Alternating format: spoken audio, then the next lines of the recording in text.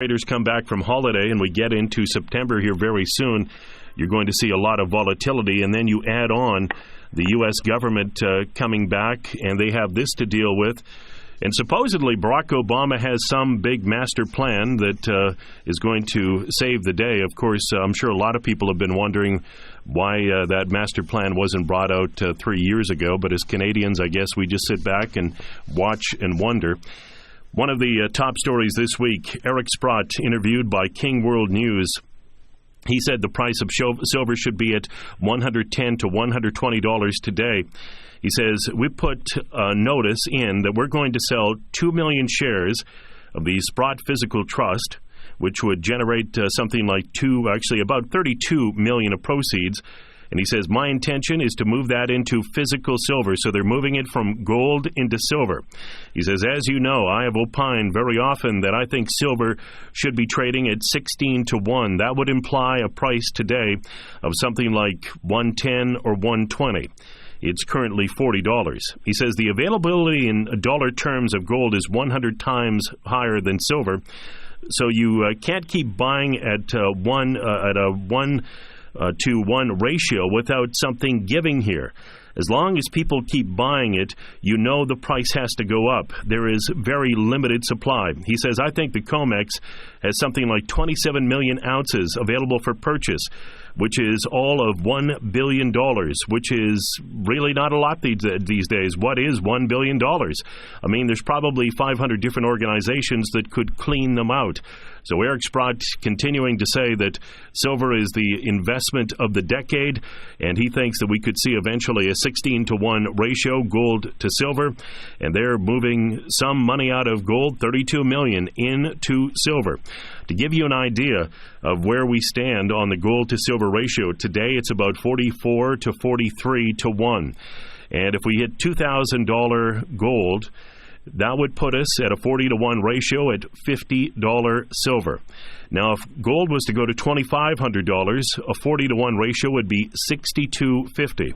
If things did improve, let's say we only got to $2,000 here short term, and the ratio went to 30 to 1, which it did when silver was outperforming at the beginning of the year, you would have a price of $66.67.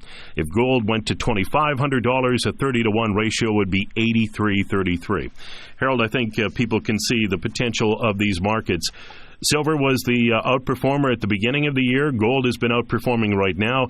A lot of people believe it's time to look at putting some money into silver, as the belief is it will outperform. And as Eric Sprott was saying, when all it would take is about $1 billion to wipe out the COMEX, you really have to think that this is a tight market. Oh, it certainly is, which is another reason why you want to be in the silver market. It's a very, very bullish scenario. Again, gold and silver are reacting to the world problems, and the world problems are going to get worse and worse. What's happening in the sovereign debt situations in Europe just can't get better. Again, these countries are bankrupt. There's no money coming in, and there's no growth in those countries, just like in the United States there's no growth. The fact is that once the real estate market fell as heavily as it did, it took away most of the wealth of most of the people in the United States. They went from feeling extremely rich and borrowing money and buying TVs and cars and second homes and everything like that to the way things are right now, where they're destitute. And it's going to continue to get worse because the real estate market is not getting any better. In fact, it's continuing to worsen. And the fact is that with the high inflation, people just don't have the money. It's a very, very frightening time. Again, most listeners to the radio show have never been through these times before, but we have. I've traded these markets back in the mid to late 70s, and I've been through and traded commodities for over 35 years. Again, we successfully predicted the gold, silver, platinum, palladium, oil, currency markets, and real estate market, but the best is by far yet to come as far as prices go for gold and silver, because, again, the main reason that we bought this, because we felt that we were going to have hyperinflation, and there is no doubt in my mind that that's going to happen. Also, with no growth in the United States, things cannot get better. There's no money coming in, and the debts that the United States owes, that $15 trillion, forget about it. They could never, ever pay it back, and that's a very concerning thing to me and many other people, because you know what the potential ramifications are. You owe $15 trillion basically to China. Do you think that China's just going to let that go? don't forget back in 29-30 during the Great Depression, during those terrible financial times, what resulted of that was World War I.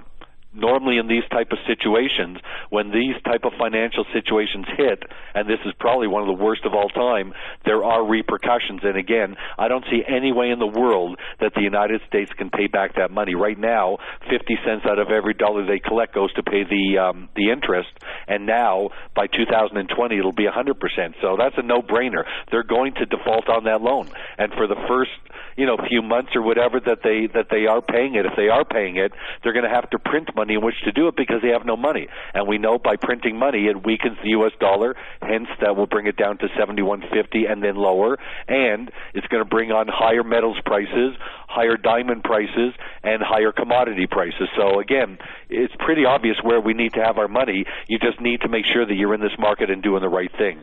Gold, silver, diamonds, physically, that's where you need to own what to own at this point, and you're going to get through these next 5 years and do extremely well, which will set us up for what's going to come after that.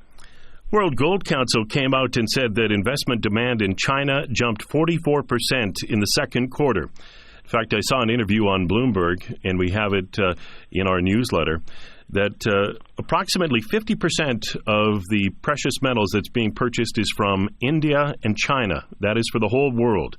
And I think that's the one thing that people in North America don't understand, is that as the emerging middle class starts to gain more wealth, they believe in hard assets in India and China. They believe in gold, they believe in silver, they believe in diamonds.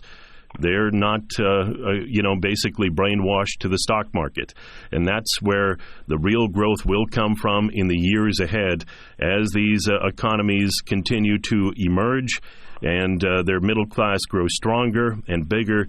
You're going to have a scenario where gold and silver will continue to rise irrespective of what the rest of the world does, because we're in a time now where the world is changing.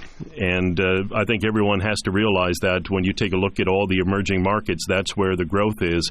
North America has an aging population, and the growth is just not there. One thing that caught my attention this week as well, and I thought it was interesting because I wonder if Hugo Chavez has been reading Jim Rickards. We had in our newsletter a few weeks ago, Jim Rickards said that basically the United States could confiscate gold that it held within its country if things got really, really tough. And Hugo Chavez is repatriating gold from U.S., Europe, and basically all around the world. They're moving $11 billion of gold reserves, 90% of what they have, from the world and back home.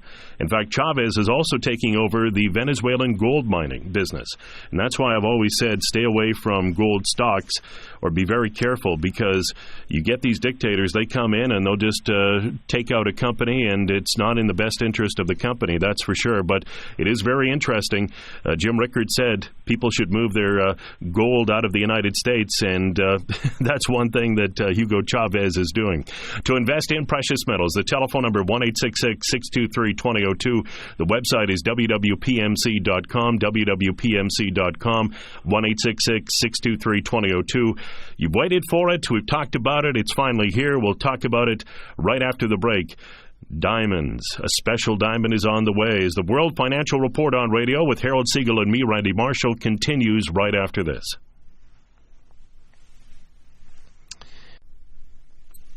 Welcome back to the World Financial Report on radio with Harold Siegel. My name is Randy Marshall. Joining us via the telephone, our financial expert, Harold Siegel. We're taping the show on August 19th, 2011. Our time is 9:08 Mountain, 11:08 Eastern. Radio show runs on 630 CHED in Edmonton, AM 640 in Toronto. If you ever miss a show, would like to go back and hear it again, go to Harold's website, HESradio.com, HESradio.com.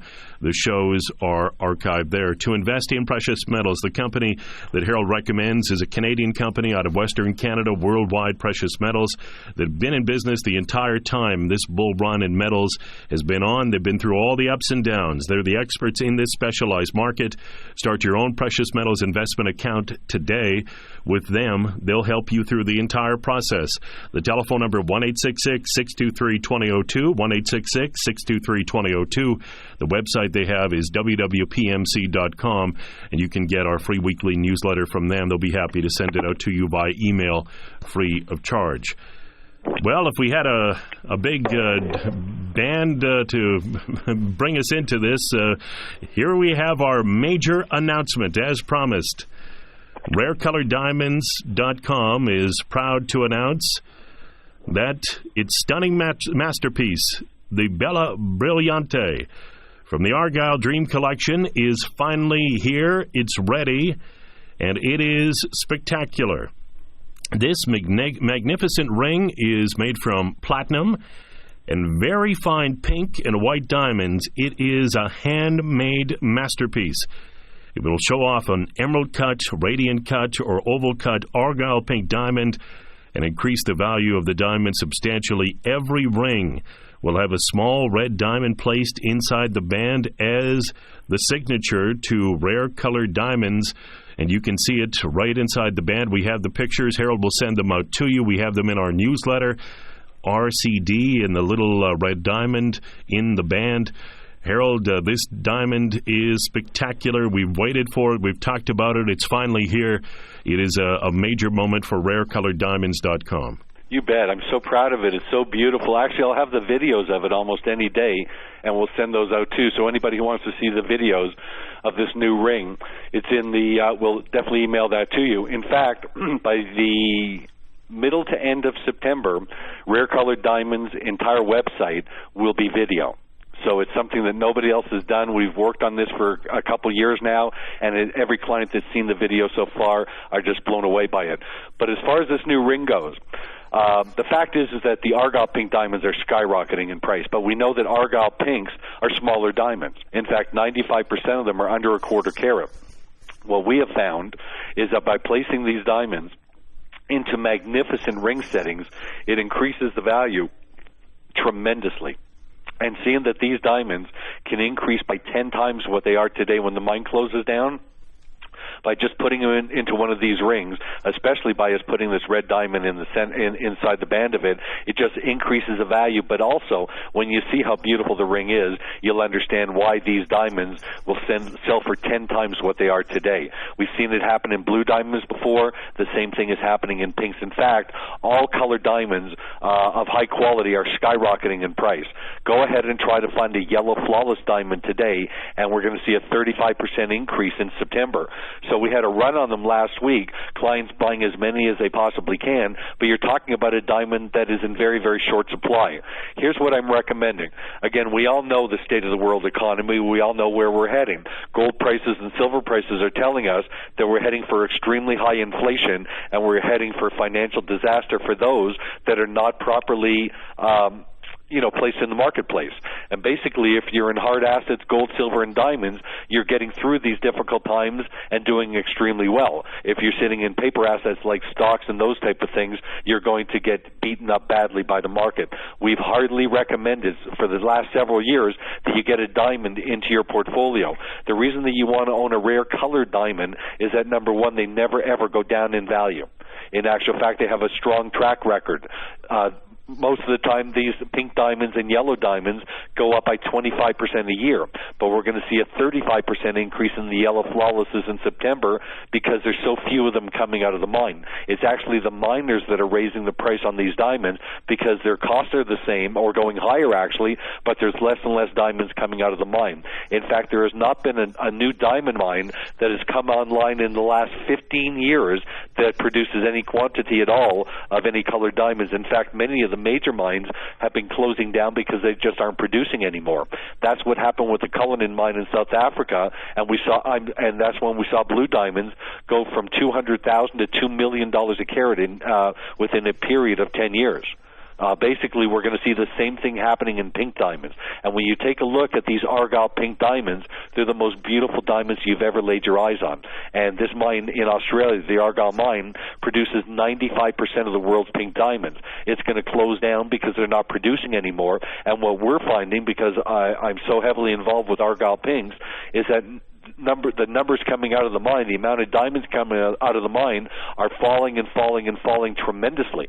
This is raising the price of these diamonds substantially. And again, we anticipate that a diamond that you could buy today for $25,000 will be a $250,000 diamond in 10 years from now. And when you set one of these $25,000 diamonds into one of our magnificent